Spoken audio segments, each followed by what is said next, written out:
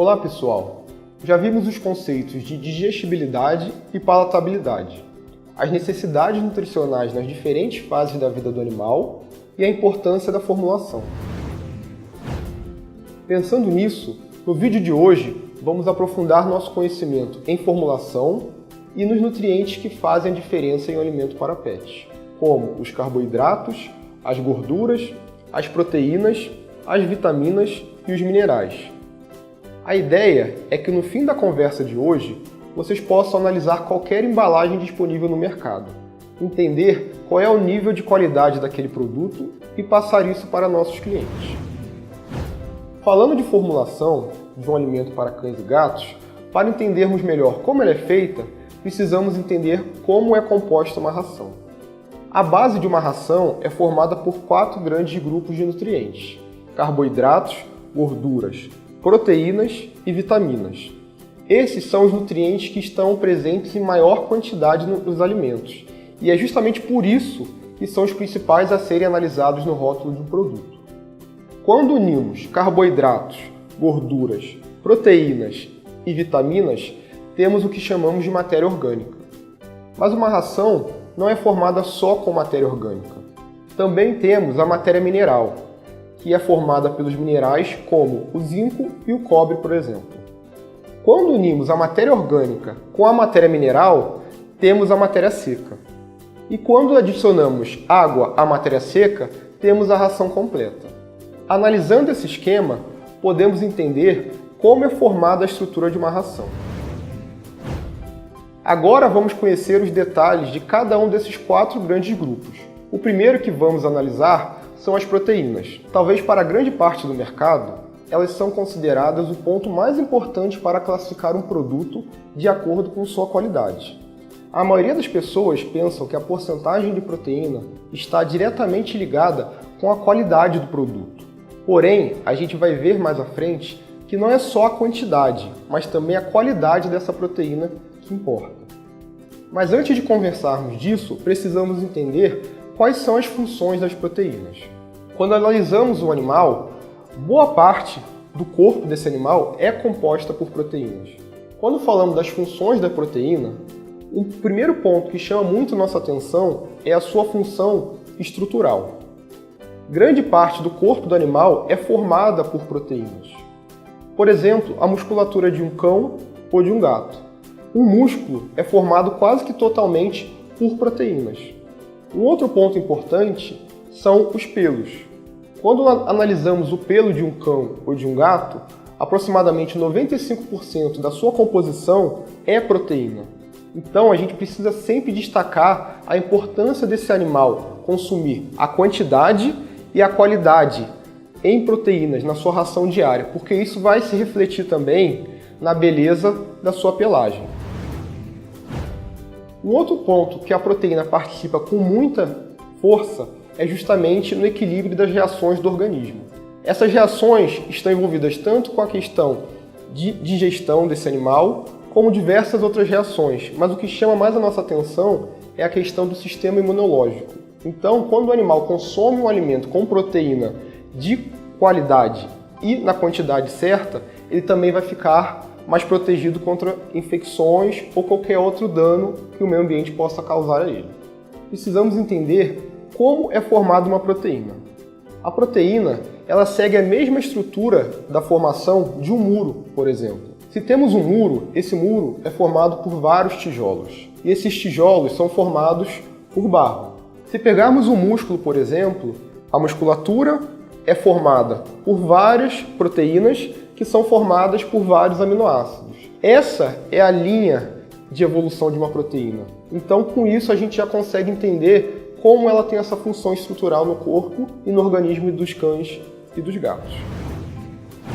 Um ponto que já destacamos e precisamos relembrar é justamente a qualidade de uma proteína. E é isso que a gente vai começar a mostrar e entender a partir de agora. Para a gente saber se uma proteína tem qualidade ou não, a gente vai fazer uma conta simples. E essa conta é feita a partir de uma soma. E o primeiro ponto que vai chamar a atenção para a gente e a gente vai precisar colocar nessa conta é justamente o valor biológico de uma proteína. O valor biológico de uma proteína é justamente o quê? a quantidade de aminoácidos que essa proteína tem, a variedade de aminoácidos que essa proteína possui. Então, quanto mais aminoácidos, quanto maior a variedade de aminoácidos que essa proteína possuir, ela vai ter um valor biológico maior. O outro item dessa soma é justamente a digestibilidade dessa proteína. E a digestibilidade, como a gente já viu, é justamente a capacidade que essa proteína tem de ser absorvida pelo organismo. Para eu ter uma proteína de qualidade, o que eu preciso? Que essa proteína tenha um alto valor biológico e uma alta digestibilidade. O resultado dessa soma vai ser justamente uma proteína de qualidade. Então, proteína de qualidade ela precisa ter um alto valor biológico e uma alta digestibilidade. Continuando ainda nesse assunto de proteínas, a gente vai falar um pouquinho das fontes de proteínas que a gente tem, que são predominantes no mercado PET, que a maioria dos produtos que estão hoje no mercado trabalham. Uma grande questão que a gente sempre se depara quando a gente vai conversar com o consumidor final ou com o lojista é justamente a pergunta de que todo alimento que tem uma proteína de origem vegetal, essa proteína não tem qualidade. E quando esse alimento tem uma proteína de origem animal, esse alimento tem qualidade. Isso é verdade? Em parte. Se a gente for analisar de forma superficial, a proteína de origem animal ela tem maior qualidade do que a de origem vegetal. Por exemplo, se eu pegar um grão de milho, moer esse grão e colocar na ração, como fonte de proteína, é uma fonte pobre. Como a gente normalmente utiliza esse milho? Justamente na forma de glúten de milho 60. Então o que acontece? O glúten de milho 60 ele vem do milho, só que é uma fonte também de qualidade, com proteína de qualidade. Então, mais uma vez, eu repito, não basta a gente olhar se é vegetal ou animal, a origem dessa proteína, mas a gente precisa olhar também de que forma ela está presente na nossa ração. O outro caso que a gente precisa discutir é justamente a farinha de vísceras de frango. A farinha de vísceras de frango, ela tem diversos tipos que uma indústria de ração pode comprar do seu fornecedor. Ela tem farinha de vísceras de frango com altíssimo nível de minerais ou com baixo nível de minerais. Então não é só porque a gente tem a farinha de víscera de frango no produto que aquele produto vai ser melhor ou pior. A gente precisa também analisar a qualidade dessa farinha de víscera de frango. E olhando o rótulo, a gente não consegue descobrir isso. Então a gente só vai saber se um fabricante utiliza uma farinha de víscera de frango de qualidade ou não, justamente pela credibilidade que esse fabricante tem, justamente pelo que o fabricante tem na sua linha de produtos. E é o caso da Special Dog. A gente só trabalha com alimentos de qualidade, premium e super premium. Então isso mostra, isso dá a confiança para o consumidor e para o lojista de que realmente todos os ingredientes que a gente trabalha e coloca nos nossos alimentos realmente são ingredientes de qualidade. Agora que já entendemos como funcionam as proteínas, a gente precisa saber como a gente analisa a qualidade de cada uma delas na embalagem. Quando a gente vai olhar o verso da embalagem, a gente consegue encontrar as principais informações sobre aquele produto. O primeiro ponto que a gente precisa analisar é a tabelinha que tem como nome níveis de garantia. A quantidade de proteína desse produto está expressa no termo proteína bruta, que no caso desse nosso exemplo é 32%. Então esse produto tem 32% de proteína. Essa informação é bem simples, é bem direta, a própria linha já diz qual é o nutriente que está expresso, mas uma informação que a gente precisa destacar quando a gente fala de níveis de nutriente de uma forma geral. Se a gente observar essa tabela, a gente pode ver que em algumas linhas, alguns nutrientes estão com máximo e outros nutrientes estão com mínimo. E por que isso acontece? Quem dita se esse nutriente vai estar expresso com máximo ou mínimo é justamente uma instrução normativa do Ministério da Agricultura. Nutriente que tem ao seu lado o máximo mostra o quê? Que esse nutriente pode estar até aquele valor que está mostrado na tabelinha. Se ele ultrapassar esse valor, mostra que realmente vai causar algum dano para o animal. E o mínimo é justamente o oposto. Esse produto precisa ter, no mínimo, aquela quantidade. Se tiver além dessa quantidade, não tem nenhum problema para o animal. Então, com isso, a gente já consegue entender um pouquinho de como funciona essa tabela de níveis de garantia, não só para as proteínas, mas também para todos os outros nutrientes que a gente vai conversar adiante. E uma outra informação que a gente precisa analisar no rótulo dos produtos para saber se esse produto tem proteínas de qualidade ou não é justamente a composição básica desse alimento, dessa ração para cães e gatos. No nosso exemplo, a gente observa o quê? Quais são as fontes de proteína desse produto? A gente vê que é o quê? Ovo integral em pó, farinha de vísceras de ave, glúten de milho 60 e proteína isolada de soja. Esse produto possui 4 fontes de proteína. Isso mostra para quê? Porque normalmente uma indústria de ração, uma indústria de pet food, utiliza mais de uma fonte de proteína dentro do produto, porque essas proteínas possuem diferentes velocidades de digestão. Então, quando você coloca proteínas que são absorvidas pelo animal em estágios diferentes, em tempos diferentes, esse animal acaba tendo mais saciedade. Agora que já analisamos as funções e a importância da proteína no organismo dos cães e dos gatos, vamos analisar os nutrientes que são responsáveis em fornecer a energia para esses animais. O primeiro que vamos falar são os carboidratos. Os carboidratos são responsáveis por fornecer energia rápida para o organismo de cães e gatos. Esses carboidratos, quando a gente analisa o rótulo dos produtos que estão disponíveis no mercado, eles são expressos em diversos formatos, como por exemplo, milho integral moído, cevada, farinha de arroz, trigo integral moído. Cada um desses ingredientes ele vai ter uma velocidade de digestão diferente, gerando uma saciedade antecipada ou tardia em cada animal. Agora que já entendemos quais são as fontes de carboidrato e a função desse carboidrato no organismo de cães e gatos, vamos entender como encontramos os carboidratos que são utilizados e também qual é a quantidade desse carboidrato que está presente nesse alimento. No verso da embalagem, no tópico com o nome de níveis de garantia, aquela tabelinha que a gente já discutiu, ao lado de cada nutriente a gente tem uma quantidade que ele está presente naquele alimento. Mas se a gente somar todos esses números, ele não completa 100. Como é porcentagem, o correto seria completar 100%. A quantidade de carboidrato que um alimento para cães e gatos possui, expressa no nível de garantia, é justamente o quê? Você somando todas essas quantidades que a gente está vendo aqui, diminuindo por 100. O que faltar é justamente a quantidade de carboidratos desse alimento. E quais são as fontes de carboidrato que são utilizadas nesse alimento? Esse produto utiliza a farinha de arroz e o milho integral moído como fonte de carboidrato. Agora que entendemos como os carboidratos agem no organismo do animal e são expressos nas embalagens dos alimentos para cães e gatos, precisamos analisar o outro nutriente que também é fonte de energia para esses animais.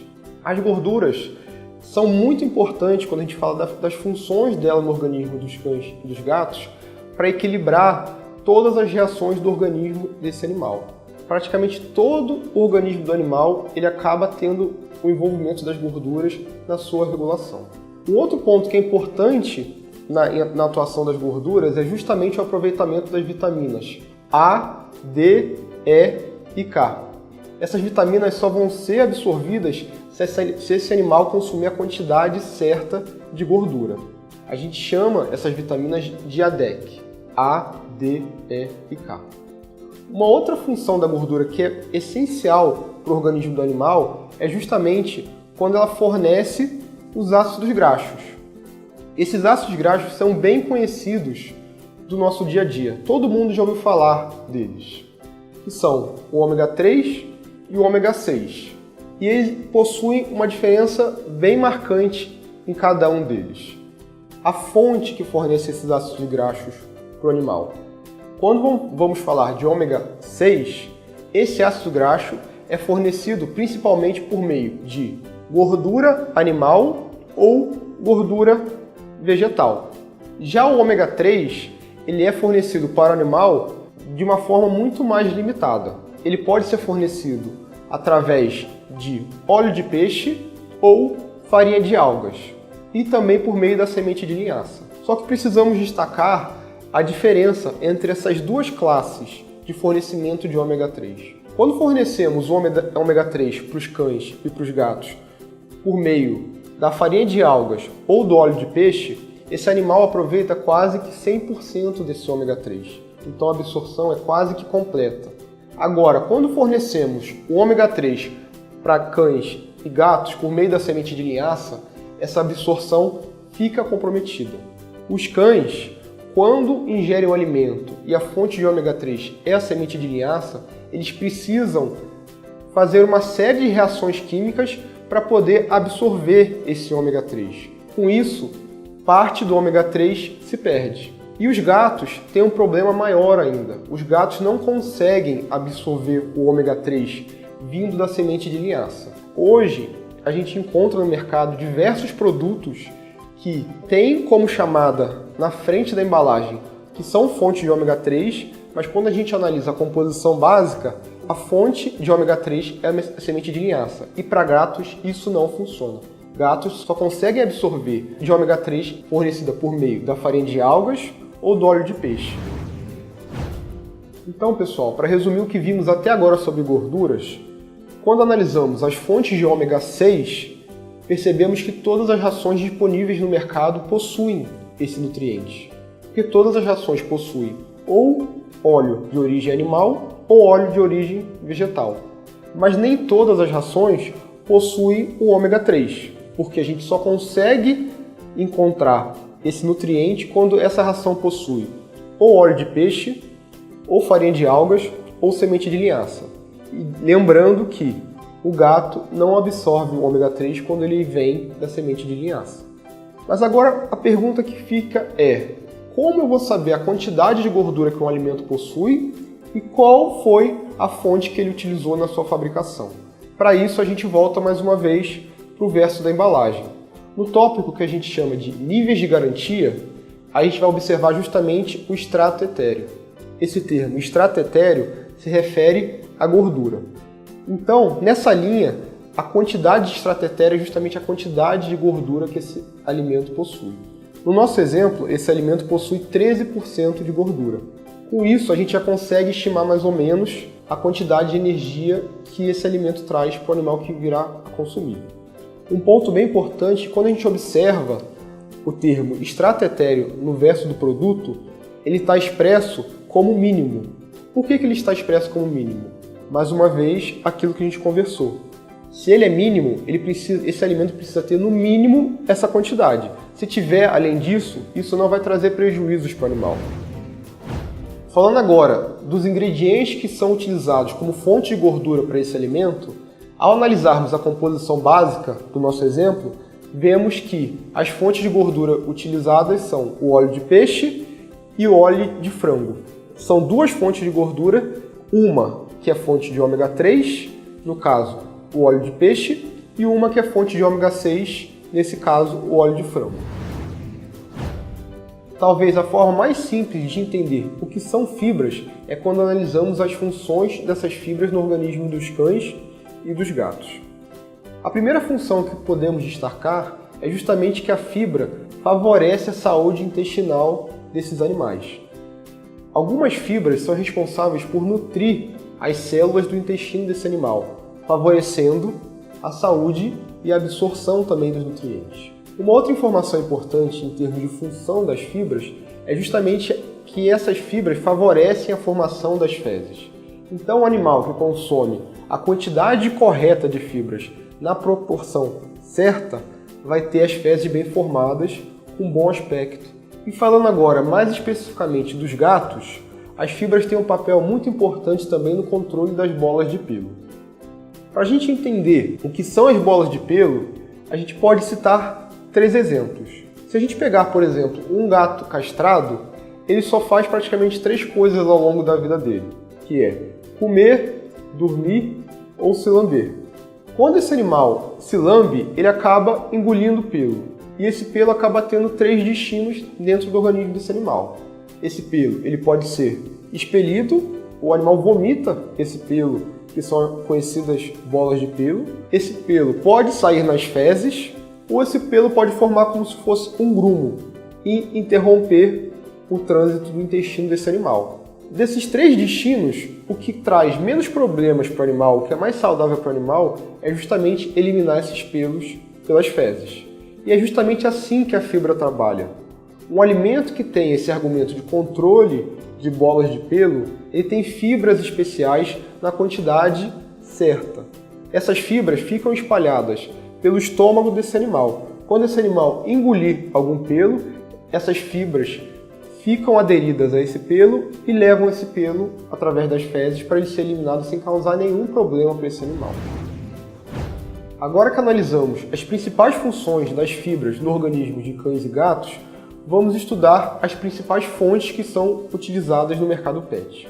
Temos disponíveis para a fabricação de alimentos para cães e gatos diversos tipos de fontes de fibras. Vocês não precisam se preocupar em decorar essas fontes. Vamos destacar apenas algumas, talvez as principais que são utilizadas hoje no mercado. Podemos falar, talvez a mais conhecida, da polpa de beterraba, que é uma excelente fonte de fibra e muito presente hoje no mercado pet. Uma outra fonte que tem um papel bem parecido com a polpa de beterraba é o farelo de arroz. Esse farelo de arroz, quando ele é desengordurado, ele acaba sendo melhor que a polpa de beterraba, então acaba tendo resultados melhores que a polpa de beterraba. Uma outra fonte que é bem interessante e vem sendo utilizada cada vez mais no mercado pet é a fibra de cana-de-açúcar. Uma outra fonte que também podemos destacar é a celulose. Todas essas fontes de fibra têm um papel bem semelhante, que já discutimos anteriormente.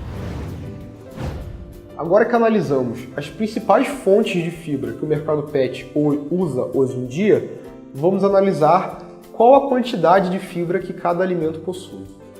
Quando analisamos o verso de uma embalagem, no tópico níveis de garantia, podemos ver a expressão matéria fibrosa. No caso do nosso exemplo, esse alimento possui 4% de matéria fibrosa, que é a quantidade de fibra que ele possui. Mais uma vez relembrando, como a matéria fibrosa possui máximo do lado, mostra pra gente que esse alimento pode ter até 4% de fibra. Ele não pode ultrapassar esse limite. Se ultrapassar esse limite, o animal pode ter algum problema, como diarreia ou alguma complicação do trato gastrointestinal. Agora que a gente já entendeu mais ou menos como analisamos a quantidade de fibra desse alimento, vamos analisar também quais são as fontes de fibra que foram utilizadas na fabricação desse alimento.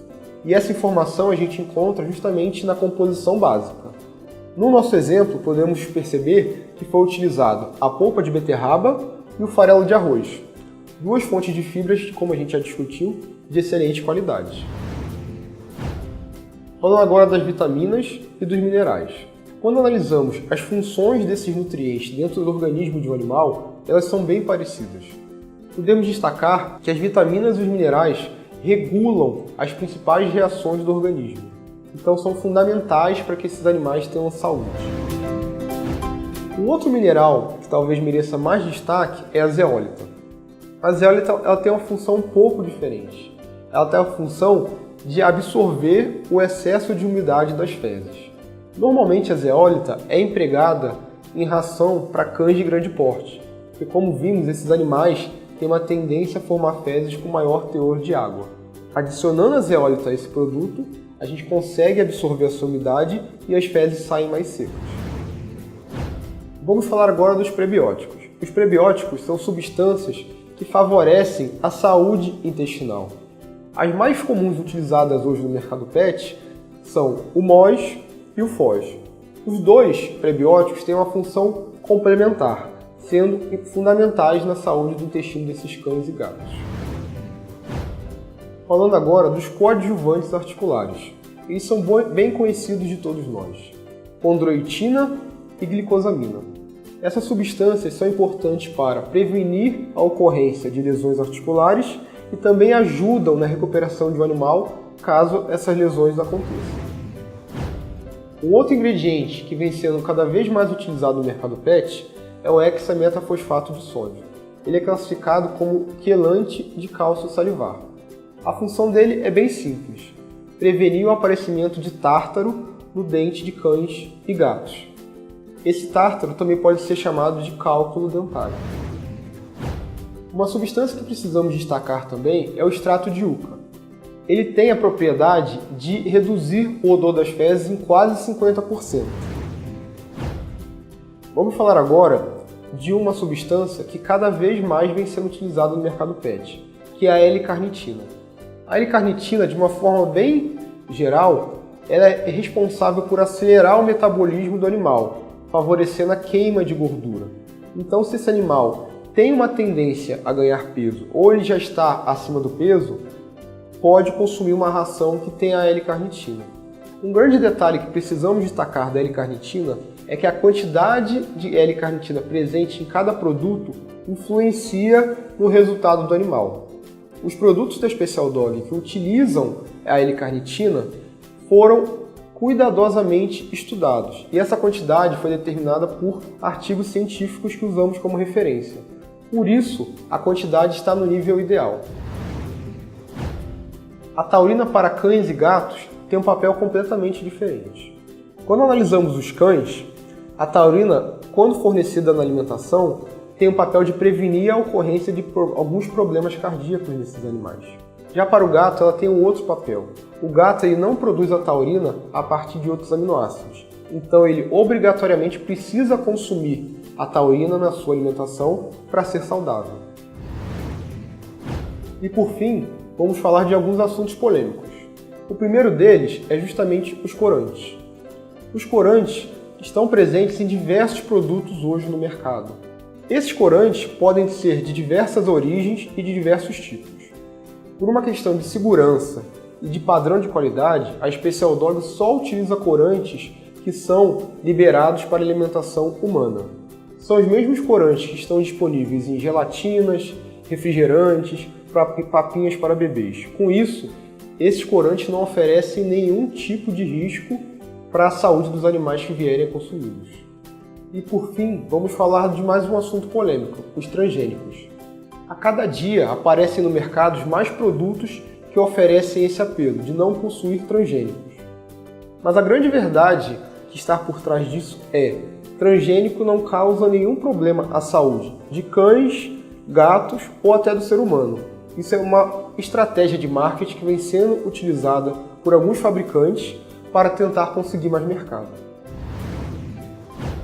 Pessoal, agora que conversamos bastante sobre nutrientes, discutimos suas funções, suas vantagens e como aparecem nos produtos disponíveis no mercado pet, temos a base que precisamos para entender como funcionam os produtos da Special Dog na segunda geração.